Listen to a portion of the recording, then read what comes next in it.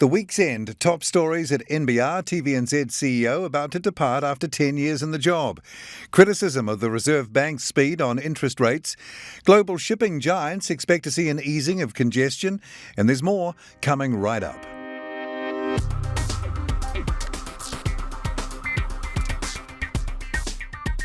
Kia ora and welcome to NBR This Week, 100% subscriber funded and proudly brought to you by you, as is every story at nbr.co.nz. Friday's top business stories now, then a look back over the week's top stories from our daily video business news bulletin, NBR Today. It's Friday, February 25th. I'm Paul Brennan. Thanks again for joining us. Moving TVNZ from a linear to a digital broadcaster has been the work of outgoing TVNZ CEO Kevin Kenrick over 10 years at the helm of the company. But he leaves this coming Monday at a point when both conventional and digital advertising is rebounding. Revenues are ticking up and spending on content is back to pre-COVID levels. And he says it's a position from which to address the future. Friday morning, Kenrick was doing the media rounds for the last time before he bows out to allow Simon Power to pick up the reins as the company stares down a possible merger with RNZ. Kenrick believes a plan has been presented to Cabinet about the merger, but says he does not know what's in it. Former Reserve Bank Deputy Governor Grant Spencer has criticised the bank for not moving soon or fast enough on raising interest rates. Bank Governor Adrian Orr again defended the bank's response when he spoke at the Waikato University's Economics Forum today, Friday. But during a panel discussion, Spencer, who's now an adjunct professor of economics and finance at Victoria University, said monetary policy had been too easy for too long and the bank should have tightened sooner, saying the risk was that inflationary expectations would become more embedded and the bank was now expecting the OCR to go as high as 3.4% in this tightening cycle. Had it moved earlier and faster, it could have limited the peak of the OCR to between 2.5 and 3%, he said. Listed tourism operator Tourism Holdings is fighting a change to freedom camping laws that will see companies renting RVs liable for infringement notices issued to vehicles they own. It's just one area of disagreement the company has with the government's handling of the tourism and travel sector as New Zealand gears up to allow tourists back in stages from next Monday. Joining the NBR's Dita DeBoni was Tourism Holdings CEO Grant Webster. The way that would work and the processes around that have to be very, very carefully considered. Otherwise, it creates an inappropriate burden and responsibility on rental companies. Tourism Holdings CEO Grant Webster with Dita DeBoni there. Global shipping giants expect to see an easing of congestion at the tail end of this calendar year, but NZX-listed Port of Tauranga isn't quite as optimistic. The port, which released its first half results to the market Friday morning, said Maersk was expecting an easing in demand for goods as border restrictions ease up. Port of Tauranga Chief Executive Leonard Sampson said the optimistic viewpoint could be underestimating the scale of the cargo backlog, which he estimates is about 3 to 4 months' worth currently waiting on ships. However, he says the delays were not as pronounced as they were 6 months ago, but only 40% of ships were able to meet their agreed berth windows. Point-of-sale software and equipment specialist Plexure has withdrawn its revenue guidance just a month ahead of year-end, saying hardware supply chain problems had affected revenue recognition forecasts. Shares in Plexure were down 7% to 34 cents by early Friday afternoon, valuing the company at $121 million. Plexure issued a guidance in August last year, forecasting revenue of $45 million to $47 million for the year to March. The figure includes forecast revenue from the acquisition of Australian company Task, completed in October. In a statement to the NZX Friday, Plexure said it had been monitoring supply chain issues and is now of the view that the situation has deteriorated to the point that it will result in an inability to fulfil existing customer orders by year end. The full details of those stories and more are at nbr.co.nz right now. I'm Paul Brennan. This is NBR This Week.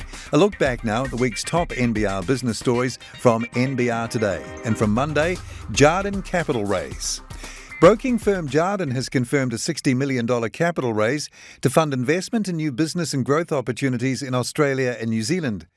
Rumours of the external fundraise had been circulating in the market this month, with details set to include a capital note convertible into equity 6 years hence. Jardin said the capital had been committed by private family offices connected to the firm in Australia and New Zealand. The investment follows Jardin's expansion into Australia, where it received its ASX licence in April last year. The firm said it would open offices in Melbourne and Perth this year, adding to its existing offices in Sydney and Brisbane. It's NBR This Week, the week's top 5 business stories from NBR's daily video news bulletin, NBR Today. From Tuesday, no apology for freight price hike. Move Logistics is upping its freight prices and is not afraid of losing customers by doing so. The NZX-listed freight and contract logistics operator's new executive director, Chris Dunphy, told investors on the half-year results call today, Tuesday, that the freight division hasn't been pulling its weight in terms of EBITDA. Move has been through an ownership shuffle, rebrand and business review in the past year, and reported EBITDA before non-trading costs was down 12.8% to $28.7 million for the 6 months to the end of December, although revenue is up slightly at $183.3 million.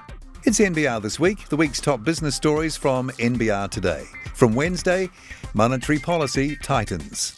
The Reserve Bank has increased the official cash rate from 0.75 to 1% and will start reducing its bond holdings through both bond maturities and managed sales.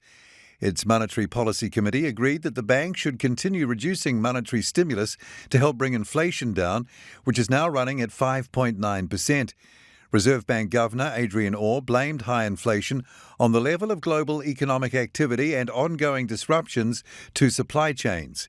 In a statement accompanying the Reserve Bank's first monetary policy statement of the year, Orr said that economic capacity pressures had continued to tighten, with employment now above its maximum sustainable level, and a broad range of other economic indicators showing that the economy was performing above its current potential. It's NBR This Week, the week's top 5 business stories from NBR's daily video news bulletin, NBR Today. From Thursday, Air New Zealand results. Air New Zealand still intends to launch an equity capital raise before the end of March or shortly thereafter, subject to market conditions, despite its share price continuing to sit at roughly half its pre-pandemic level. The raise is sorely needed to help the NZX and ASX-listed part government-owned airline weather the storm of COVID-related travel restrictions. It reported half-year results this morning, Thursday morning, showing a statutory loss before taxation of $376 million for the 6-month period ending December 31st and a $272 million statutory loss after tax. However, Chief Executive Greg Foran can see light ahead for the airline, saying the company can see the path back to the revive phase of its Survive, Revive, Thrive plan, with the right strategy, the right people, and ready to fly. This is NBR This Week. Now we're up to Friday's top story. As Russian tanks roll into Ukrainian territory and retaliatory sanctions rain down on Vladimir Putin's oligarchs, global markets took a predictably volatile turn. As the fog of war descends, exactly what economic toll will be extracted from potentially the largest military conflict in Europe since World War II is an open question, which is throwing global markets into volatility. The NZX 50 index dropped Thursday as Putin's televised address confirmed an invasion was imminent, and global markets followed. But Friday morning, the local index recovered, rebounding as much as 2.2% from Thursday's close and sitting at 1.75% up in early afternoon trading. Overnight, London's FTSE 100 fell 4%.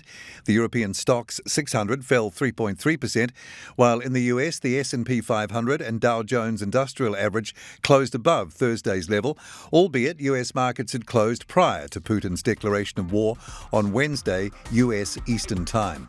The full details of those stories and more are at nbr.co.nz right now.